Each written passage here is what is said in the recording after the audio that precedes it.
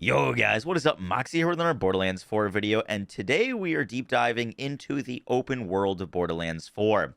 Now, I get to talk about the open world in my first impressions video briefly, but I really want to kind of deep dive into what makes the Borderlands 4 open world special, all of the different features in it, and kind of the different activities and stuff that you're going to be able to find, as well as just kind of talking about how big the world is, because we now actually know how big the world is in comparison to other games. Now, the reason I wanted to make this video is honestly, I wasn't sure how I was going to feel about an open world in Borderlands 4.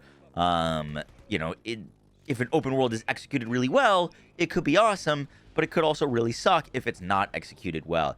And after my hands-on time playing Borderlands 4, this is one of the features that I am most excited for in the game, period. I would say builds and exploring the open world are probably the two most hyped things that I'm excited for when this game launches.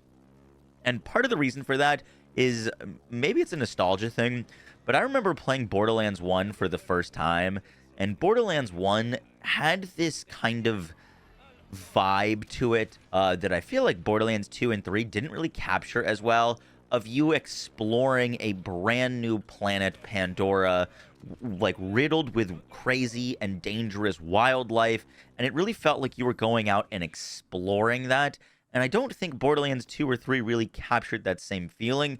However, I feel like Kairos does. There's so many things out in the distance, so many things hiding and secrets and areas to explore with new enemy types, new wildlife, new locations, that I kind of was getting that same kind of vibe that I was feeling my first time playing Borderlands 1, which is getting to explore a brand new planet in the premise of a looter shooter where crazy loot awaits you around every corner. So I hope you guys enjoy the deep dive. Let's get right into it. So the first thing to talk about is the actual size of the open world. Now, we know a rough guesstimate of how big Borderlands 4's open world is based off of some Reddit information. Now, these Redditors, which I'll have credit to in the description, basically watched the Borderlands 4 state of play, where characters traveled from one end to the other, and we could see on the compass how far that objective was, and so they traced how long it took and how far they were when they started on the map to where they ended up to get a rough estimate of a calculation of distance, and then use that distance estimation to chart the rest of the map and get a guesstimate on how big it is. So from this rough estimate, we know that Borderlands 4's open world is going to be around 33 miles squared. Now, to give you an idea of what that actually means in comparison to some other games, Skyrim, for example, is 22 miles squared, and GTA 5 is 29 miles squared. So this is a big open world. We are not talking small here. Obviously, you got to take this information with a grain of salt, but it's definitely going to be a very large playable area. Now, size isn't everything, thankfully. And the most important thing with an open world is, is it actually packed full of content? Is there things to do, or is it just dead empty space? Now, a big thing to understand with Borderlands 4 is it's a dynamic world. And I saw a lot of people commenting on my video that, hey, the world looks kind of empty. And the thing to understand with Borderlands 4, because I understand where people are coming from with that, is things might not be as they seem. So, for example, this is a pause shot of this Vex driving down a road. And if you look in the distance, it doesn't look like anything is happening. It looks like empty everything. There's no enemies around. Doesn't look like there's any people around. The world looks, air quotes, empty.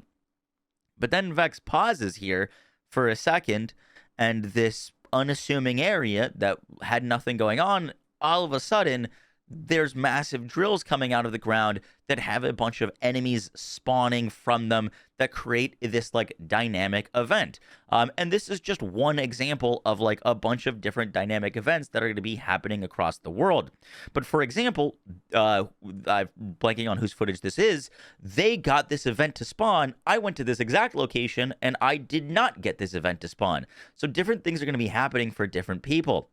For example, when I ran by this spot, there was actually kind of like a vehicle escort thing going on where there was like loot that was being protected by enemies, and I didn't get this drill event, but this gameplay there is a drill event going on, so it's not even like the same event or activity that's going to be going on in the same areas, which means that there's going to be a lot going on, but you might actually need to go to those areas to see those events and have those like random encounters kind of happen to you. And one thing that I've noticed from my gameplay and from others' gameplay is we only got like an hour and a half, but everyone ended up doing different things in their hour and a half and encountering different stuff. For example, I believe K6 was the only person that I saw board a Order spaceship and try to destroy all of their things in it in a timed event. Jolts is the only person that I saw find a parkour tower that had a parkour challenge. Luke is the only person that I saw do the like Spiderhead open world boss, and I was the only person that made it to the underground cave from the like spaceship crash. So the amount of like breadth of activities and different things going on, the fact that we were able to encounter all wildly different things, all in the same area, all in a very small time constraint, I think does speak volumes for the content that's going to be available in this playable space.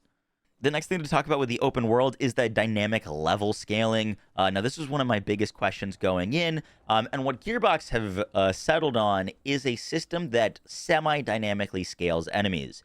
So, for example, if you drop into the game and you're level 1 and you go to the furthest region on the map from your spawn point, for example, you might encounter level 45, level 50 enemies. Enemies do not scale with your level. And so they wanted to make it so that the open world feels dynamic and challenging to explore because, some of the crazier areas, some of the crazier loot are going to be guarded by enemies that are higher level, and that is going to be more rewarding when you can do it.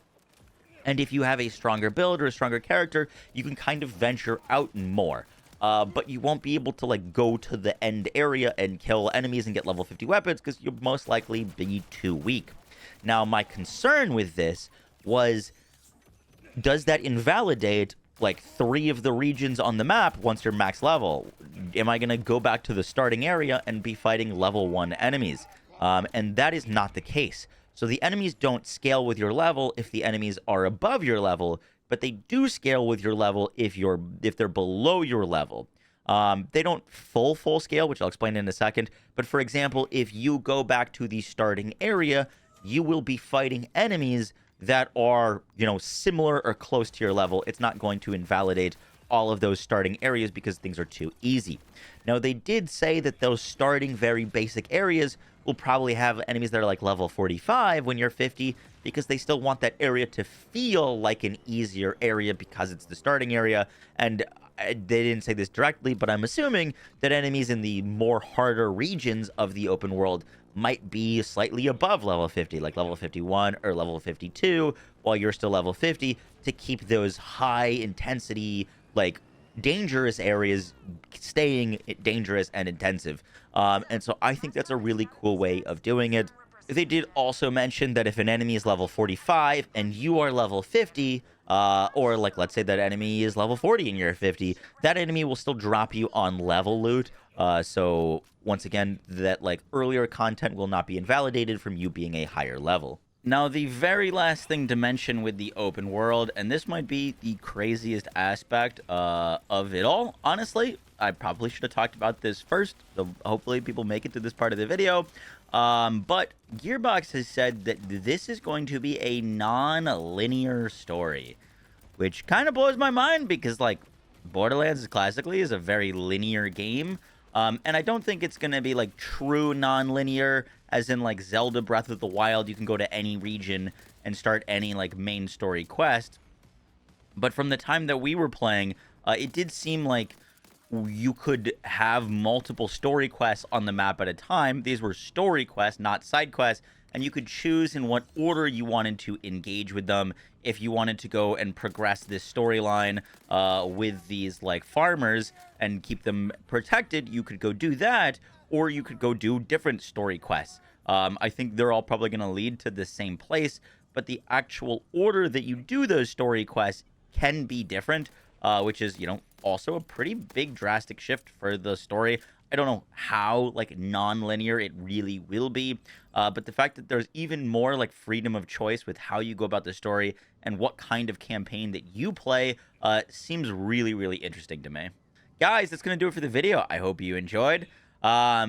Very excited about the open world, which is honestly shocking. If you know me, I've actually made some videos on how bad I am at open world games and how much I don't like them. Typically, because my ADHD takes over, I get overwhelmed with the amount of things to do in an open world game, and then I just stop playing rather than pursuing it. It's why it took me to like 2022 to like play Skyrim for the first time, and why I've never been able to finish like The Witcher 3 or Fallout 4. So usually don't get along very well with open world games, but I am very, very ecstatic at the idea of an open world Borderlands game, and I hope that the rest of the game is executed as well as this first little section that we played, because once again, the section that we played was a bit of a demo. It was the first starting area, and things could be very different later on. But yeah, guys, that is going to do it for the video. I will catch y'all in the next one. Take care, guys. Peace.